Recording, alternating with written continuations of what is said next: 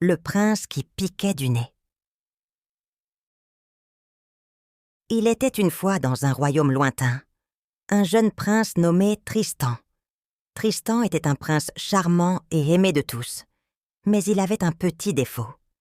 Il piquait souvent du nez, s'endormant n'importe où et n'importe quand. À la cour, on le surnommait le prince qui piquait du nez, et bien que cela fasse sourire ses sujets, ce trouble le préoccupait beaucoup. Un jour, alors qu'il s'assoupissait sur un banc dans les jardins du château, Tristan se retrouva dans un rêve des plus étranges.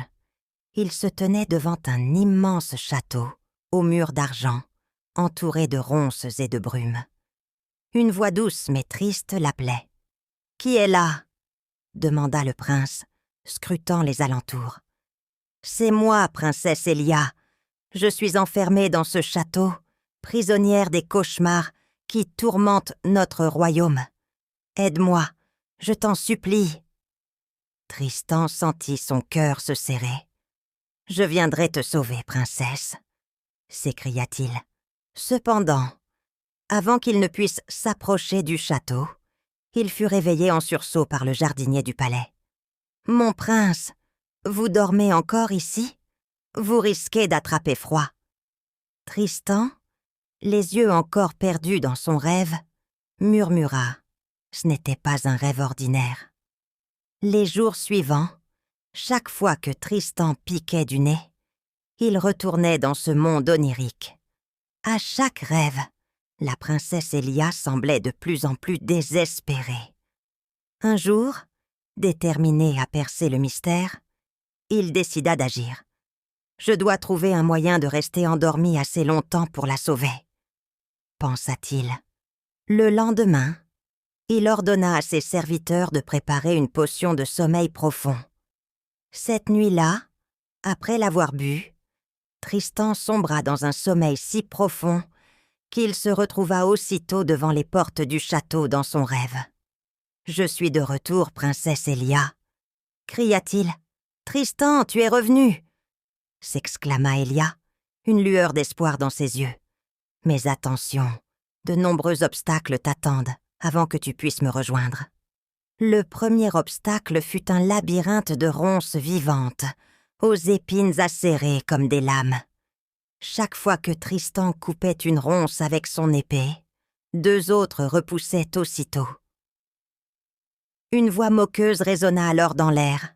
« Tu n'arriveras jamais à franchir ce labyrinthe. »« Je n'abandonnerai pas, » répondit Tristan avec détermination.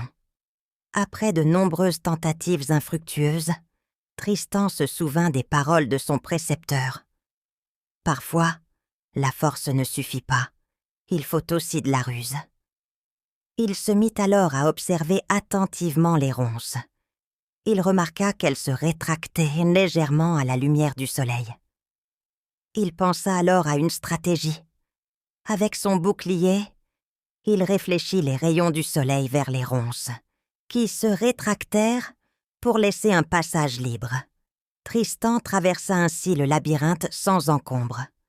Le second obstacle fut un pont de verre au-dessus d'un gouffre sans fond. À chaque pas, le verre devenait de plus en plus fragile, menaçant de se briser sous ses pieds. « Comment vais-je traverser ?» se demanda Tristan. « Fais confiance à tes rêves, Tristan », murmura la voix d'Elia dans sa tête. Tristan se rappela soudainement un rêve d'enfance où il avait marché sur l'eau en imaginant que celle-ci était solide. Il ferma les yeux, prit une profonde inspiration et avança. Le pont ne se brisa pas, car il avait transformé sa peur en courage. Il parvint ainsi de l'autre côté, sain et sauf. Enfin, il atteignit le château. À l'intérieur, il trouva Elia, assise sur un trône d'or, entourée de miroirs brisés. « Tristan, tu as réussi, mais il reste un dernier obstacle, » dit-elle avec tristesse. « Quel est-il, princesse ? Je suis prêt à tout. Pour me libérer, tu dois affronter le seigneur des cauchemars. Il se cache derrière l'un de ces miroirs. Mais choisis bien. car un seul mène à la liberté, les autres te plongeront dans un sommeil éternel. » Tristan observa chaque miroir attentivement. Il sentit un frisson glacé émaner de l'un d'eux. Se fiant à son instinct, il brisa ce miroir avec son épée. Une ombre noire en surgit, tourbillonnant autour de lui. « Tu ne me vaincras pas !» hurla le seigneur des cauchemars. « C'est ce que nous allons voir !» répliqua Tristan. Avec une détermination inébranlable, il pointa son épée vers l'ombre et prononça des mots qu'il ne comprenait même pas. La lumière émanant de l'épée éclipsa l'ombre, la réduisant en poussière. Le château se mit à trembler. Les murs d'argent disparurent, laissant place à un magnifique jardin où les fleurs s'épanouissaient sous un ciel bleu. La brume se dissipa, révélant un monde lumineux et paisible. Elia s'approcha de Tristan, un sourire radieux sur son visage. « Tu as réussi, Tristan. Tu as libéré non seulement mes rêves, mais aussi ceux de tout notre royaume. Je ne suis pas une princesse ordinaire. Je suis la gardienne des rêves. Ensemble, nous veillerons à ce que plus jamais les cauchemars ne menacent notre monde. » Tristan la regarda, comprenant enfin la vraie nature de ses aventures. « Et ensemble, nous protégerons ce royaume de la nuit éternelle. » Et ainsi, Tristan et Elia régnaient non seulement sur leur royaume, mais aussi sur le monde des rêves, assurant des nuits paisibles à tous leurs sujets. Ils vécurent heureux, et leurs rêves furent remplis de lumière. Nous voilà arrivés qu'à la fin de cette aventure magique sur Raconte-moi une histoire.